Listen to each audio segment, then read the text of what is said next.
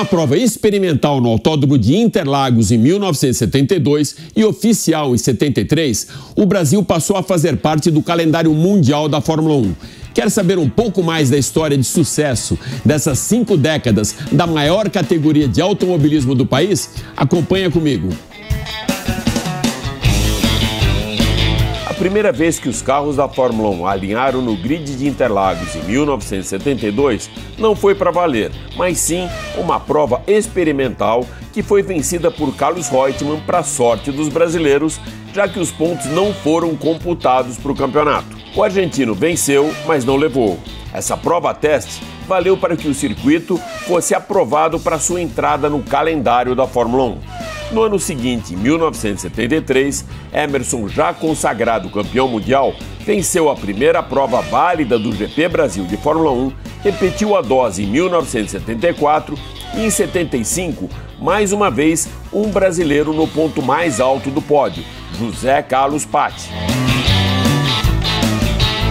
De lá para cá, o Brasil só ficou de fora do calendário em 2020 devido à pandemia do coronavírus. São Paulo só não recebeu a Fórmula 1 em 1978 e de 1981 a 89, quando o circo foi transferido para o Autódromo de Jacarepaguá, no Rio de Janeiro. Assim como os circuitos de Baku, Marina Bay, Circuito das Américas e Asmarina, o Grande Prêmio do Brasil é um dos poucos a ter sentido anti-horário.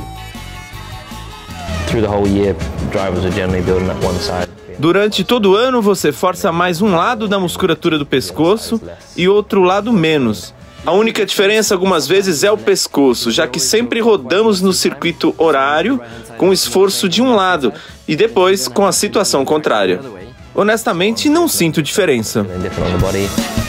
A última sede do Grande Prêmio do Brasil, o Autódromo José Carlos Patti, recebeu inúmeras reformas, melhorias e adaptações ao longo dos seus 77 anos de história. As principais intervenções se deram nos anos de 1979, 90 e 2000. Em 79, passou a ter 7.873. Já em 1990, a reforma mais abrupta da história do circuito, ficando com 4.325. No ano de 2000, a pista foi adaptada para sua extensão atual de 4.309 metros. O Grande Prêmio Brasil foi o palco da decisão de 5 títulos mundiais. Em 2005, pela primeira vez, o GP Brasil decidiu e também teve a primeira conquista do espanhol Fernando Alonso. Na temporada de 2006, Alonso tornou-se bicampeão novamente em Interlagos. Felipe Massa foi o vencedor da corrida e quebrou um jejum de 13 anos sem vitórias brasileiras no GP Brasil.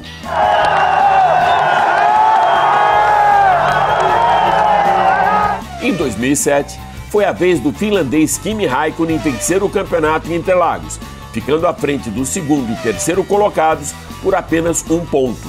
A prova registrou a segunda maior audiência entre eventos esportivos transmitidos para a televisão.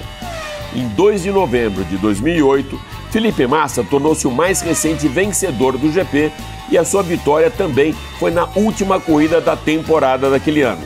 Pilotando a sua Ferrari, o brasileiro ficou perto de garantir o título da Fórmula 1, porém o britânico Lewis Hamilton da McLaren ultrapassou o alemão Timo Glock na última curva da prova e ficou com o título por apenas 1 ponto em um dos finais de temporada mais emocionantes da história da categoria. Em 2009, o inglês Jason Button faturou o campeonato também em São Paulo. 3 anos depois, em 2012, foi a vez do alemão Sebastian Vettel ficar com a taça do GP Brasil e se tornar o mais jovem tricampeão da categoria. Por 9 vezes, o Grande Prêmio do Brasil foi vencido por um piloto brasileiro. Emerson Fittipaldi venceu as 2 primeiras edições em Interlagos.